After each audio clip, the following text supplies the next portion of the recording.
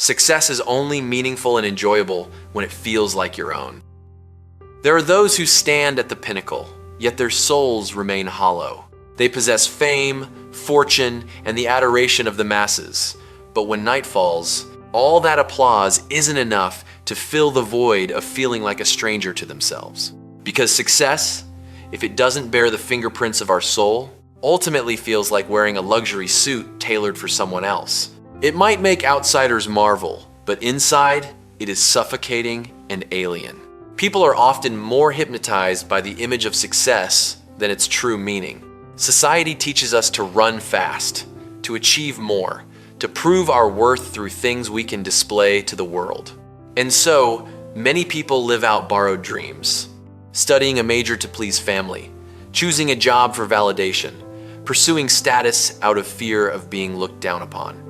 They climb a very high ladder, only to realize in the end that it was leaning against someone else's wall. That is the silent tragedy of a lifetime, achieving everything but losing the sense of truly existing within those achievements. A result is only truly sweet when it contains our sweat, our choices, our pain, and our identity. The person who builds a small house with their own hands is often happier than the heir to a palace who never put their heart into it. Because the deepest value of success doesn't lie in the magnitude of the result, but in the feeling. Who have I become on this journey? It is the process of struggling, failing, and rising again that creates the bond between a person and their achievements. If everything comes too easily or is lived through the expectations of others, joy becomes as bland as eating a meal when you aren't hungry. People don't just need to win, they need to feel they deserve the victory. That is why success is built by one's own efforts, however small, have the power to nurture a stronger sense of self-esteem than things gained through luck or imposition. When a person knows they have overcome fear, doubt, and their own limits to reach something, they don't just gain a result, they gain faith in themselves. And that faith is more precious than any material reward. True success isn't the moment the whole world recognizes you, but the moment you can look at your achievements without feeling like a stranger. It's when you no longer need to explain or prove anything, because deep down, you know you lived truthfully on the path you chose. And perhaps the most valuable feeling in life isn't, I won, but I made it here on my own. True wealth is not based on our net worth, but on our self-worth. Gabrielle Bernstein. Money can buy a massive house, but it cannot fill the void in a soul that always feels not enough. A person possessing millions of dollars can still be impoverished within if every morning they wake up needing the approval of others to feel valuable. Conversely, there are those who live simply, yet their gait carries the aura of a king because they understand that their self-worth does not depend on things that can be lost in a single failure. Many spend their lives polishing the exterior of success, like hanging gold on a tree with rotten roots. They rush into the race for fame, luxury cars, and status, only to hide the deep-seated fear that without those things, they would be no one. That is the silent tragedy of modern man. The more they try to prove their worth, the more they let others decide it for them. A compliment can make them happy all day, but a single slight is enough to drag them into the abyss of self-doubt. That inner state is like a house built on sand. One wave from life is enough to bring it all down. Self-worth is not the illusion of self-flattery, but the ability to look directly at oneself, including the wounds, flaws, and failures, and still calmly say, I deserve to live a meaningful life. Those with self-worth don't need to shout to prove they are important. They are like the sun. They don't argue with the darkness. Their mere presence is enough to make everything bright. They do not bow before contempt, nor do they become arrogant before praise, for their value does not reside in the mouths of others. Life is strange in this way. When a person knows how to cherish themselves, they also begin to cherish the world more. They no longer see others as rivals to be surpassed, but as fellow souls also struggling to find the meaning of existence. From there, the greatest wealth is born not from money, but from peace. A soul that knows its worth will not be easily bribed by materialism, manipulated by criticism, or broken by temporary loss. Because ultimately, what decides a person's stature isn't how much they possess, but whether they can still see their own value when they lose everything. The way I see it, if you want the rainbow, you gotta put up with the rain. Dolly Parton. We want happiness without hurt, growth without stumbling, and light while fearing to step through the dark. Everyone craves the result, but resists the process that creates it. Yet nature has never operated to coddle our emotions. No rain is meaningless, just as no pain is entirely useless. It is in our gloomiest days that the soul is purified and learns how to be stronger. The rain of life could be failure, betrayal, loneliness, or those times life corners you. Standing under it, we often feel miserable, like a lost traveler beneath a gray sky with no exit in sight. But it is precisely those moments that peel back our true selves. Success often lulls us into illusion, while adversity forces us to face our rawest reality. A tree does not grow because of beautiful days alone, but because of the rain that soaks deep into its roots. Humans are the same. True strength is not forged in comfort, but tempered in the days that seem unbearable. Many see suffering as a punishment, but sometimes it is just a spiritual surgery. Life takes away innocence to exchange it for understanding, takes away pride for depth, and takes away illusions for awakening. The rain does not ask if we like it, it only comes to make the sky cleaner. In the same way, difficulties appear not to destroy us, but to strip away the weak, superficial, and false parts within. The most beautiful thing about a rainbow isn't its colors, but the fact that it only appears after the storm. It is the reward for endurance. Those who have never known loss will struggle to understand the value of peace. Those who have never been swallowed by darkness will not know how precious the light truly is. So instead of asking why life is raining on us, perhaps we should ask, what is this rain trying to teach me? What prevents people from touching the beauty of life isn't a lack of luck, but running away from the rain too soon. It's your outlook on life that counts. If you take yourself lightly and don't take yourself too seriously, pretty soon you can find the humor in our everyday lives. And sometimes that can be a lifesaver. Betty White. People suffer not necessarily because life is too heavy, but often because they take themselves too seriously. We live as if every mistake is a catastrophe, every criticism a verdict, and every failure a definition of our entire being. And so the mind becomes a pressurized room where the ego sits on a throne and demands perfection at every turn. The harder we try to protect our image, the more vulnerable we become. A fragile glass fears every collision. An inflated ego shatters more easily against the reality of life. The person who knows how to be comfortable with themselves is like a tree that bends with the wind. They don't need to win every argument, they don't need to always be right, and they don't view every mistake as a humiliation. Humans are inherently imperfect, and life is sometimes so absurd that if you don't know how to laugh, you'll go mad trying to control it all. Humor is a form of high spiritual intelligence, the ability to stand outside your own pain for a moment and look at it with lighter eyes. Someone who can laugh at their own clumsiness is often stronger than the one who tries to appear perfect. Life is full of ironic situations. Some days you prepare perfectly, but still fail. Some days you try to maintain your image only to fall in the most crowded place. And there are times when what once kept you awake at night becomes just a funny story told over a cup of coffee years later. That's because time teaches us to realize most things we once thought were the end of the world are actually just small ripples in the vast ocean of a lifetime. Maturity isn't when you no longer feel pain, but when you can smile even when life doesn't go as planned. Humor doesn't make tragedy disappear, but it prevents the soul from being drowned by it. It acts as a pressure relief valve for the spirit. When people learn to laugh at their own ego, they begin to find freedom. They no longer live to prove their worth to the world, no longer exhausted by maintaining a flawless facade. And in that relief, they unexpectedly find peace, the very thing many spend a lifetime chasing in high stress. What saves a person from the abyss isn't extraordinary strength, but simply the ability to look at life with eyes that are a little less heavy. For those who can smile in the face of adversity are often the hardest for adversity to defeat. Each day offers its own gifts. Untie the ribbons. Ruth Schabacker. Most people live their lives like passersby in a garden full of flowers who only focus on looking down for pebbles.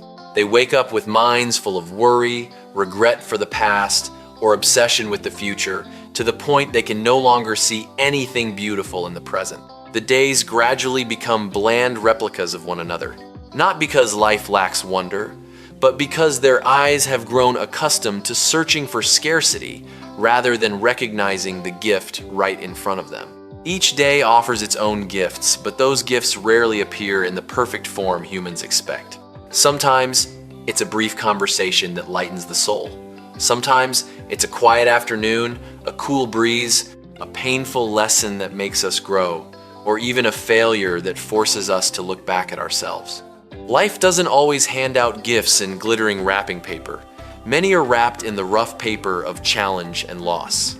Only those patient and mindful enough dare to untie the ribbon to discover the meaning hidden within. People tend to delay their happiness. They say, when I'm successful, I'll be happy. When I have more money, I'll truly live. When things are settled, I'll be at peace. But life doesn't operate like a door that only opens once in the future.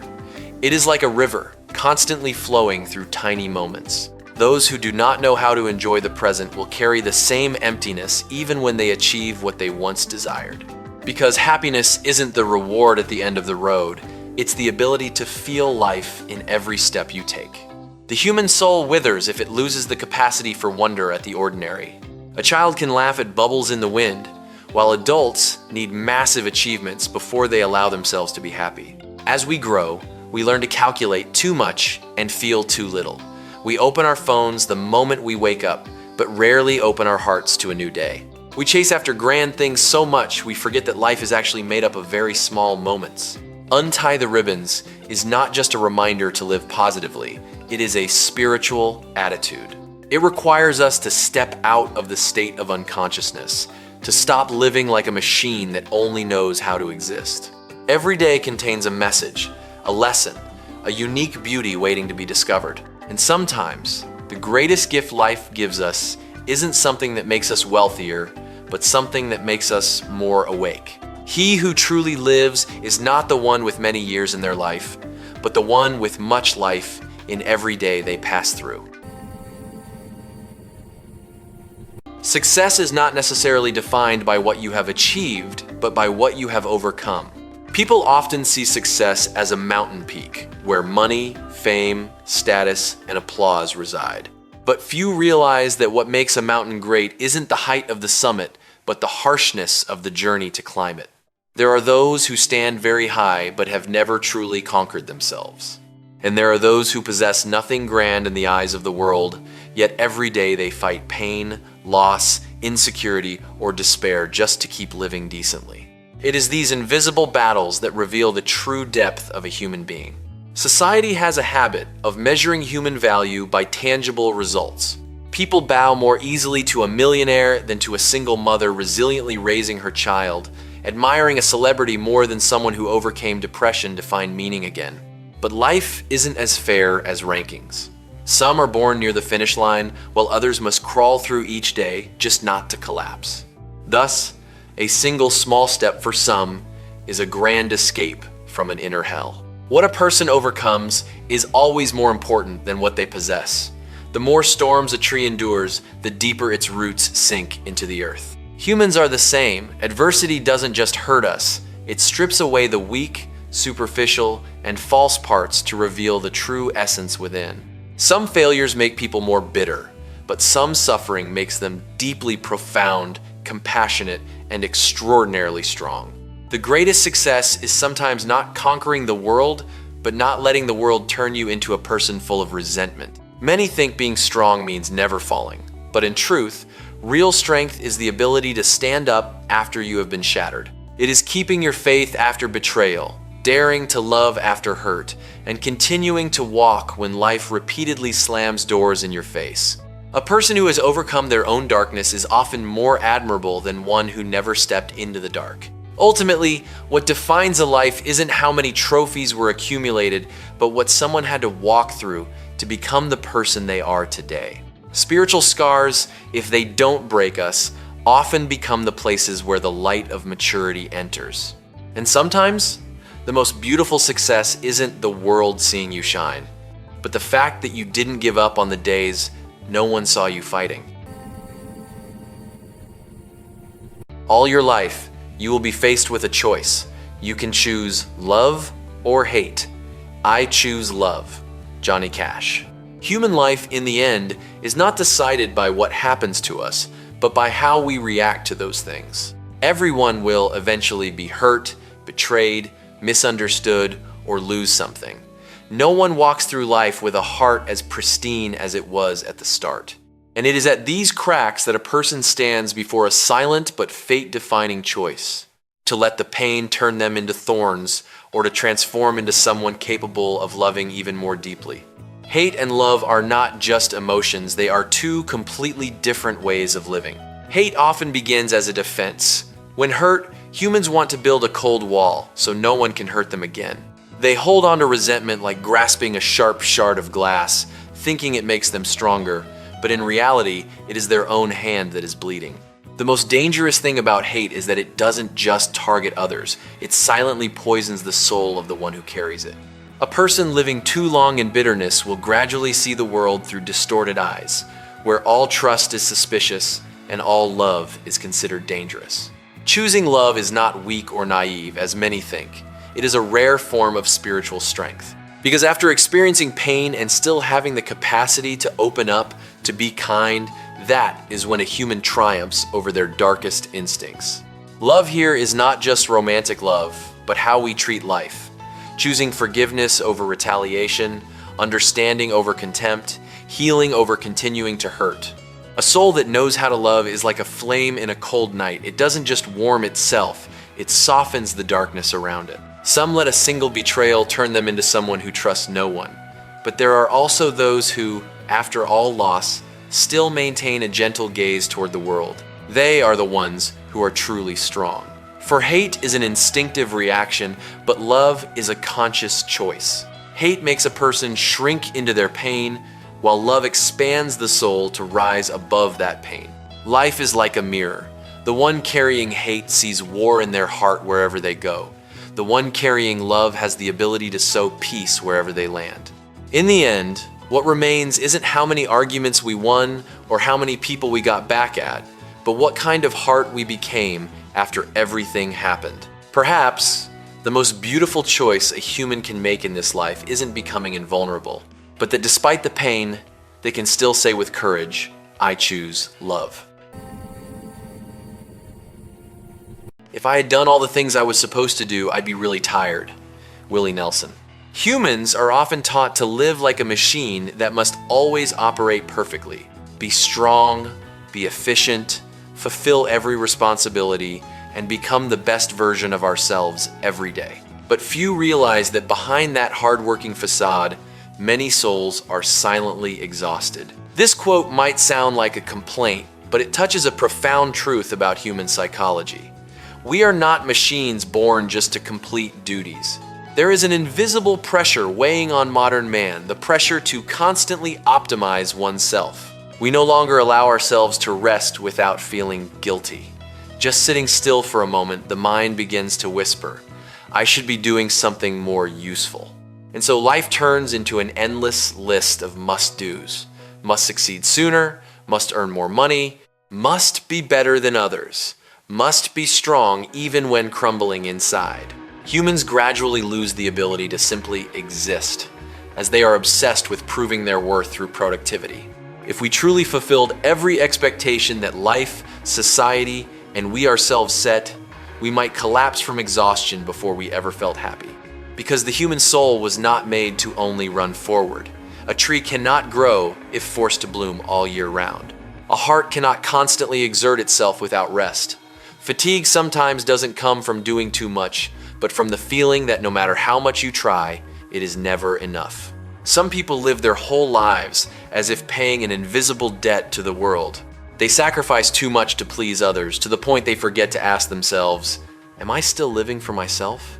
And then one day, they achieve everything they once thought was necessary, but their soul is as empty as a room that has burned out all its light. For humans don't just need achievement, they need room to breathe, need useless joy, need moments to live without having to reach for anything. Be honest enough to admit your limits. It is when you understand that resting is not weakness, and a person's value doesn't decrease because they aren't always productive. A beautiful piece of music exists not only because of the sounds, but because of the silences between the notes. Life is the same without intervals. The soul turns into a desert. Perhaps what saves a person from burnout isn't doing less all the time, but stopping the belief that they must carry the world on their shoulders to be worthy of love. You may have to fight a battle more than once to win it. Margaret Thatcher. Humans often love the image of victory, but fear the repetitive process of the battles that lead to it. We want one attempt to be enough, one pain to be enough, one failure to be enough for life to immediately open the door to reward. But reality does not operate according to the impatience of our emotions. There are victories not decided in a final glorious moment, but formed from hundreds of times getting up after thinking there was no strength left to continue. Life rarely asks, "How talented are you?" It often asks, "After being knocked down so many times, do you still want to take another step?" Many give up not because they are weak, but because they think recurring difficulty is a sign they are not suited. They enter life with the naive belief that if the path is right, everything will go easily. The things of greatest value often resist us the most. A seed must tear through its own shell to sprout. An eagle must struggle against a headwind to learn how to fly high. And humans only truly mature when they learn to endure repeated failures without letting them define them. Fighting many times is not just a confrontation with circumstances, but a silent war within. There are days when the greatest enemy is not the outside world, but the voice in your head saying, "Enough, you will never make it." It is at that moment that character is born, not in never being afraid, but in the ability to continue despite a heart full of doubt.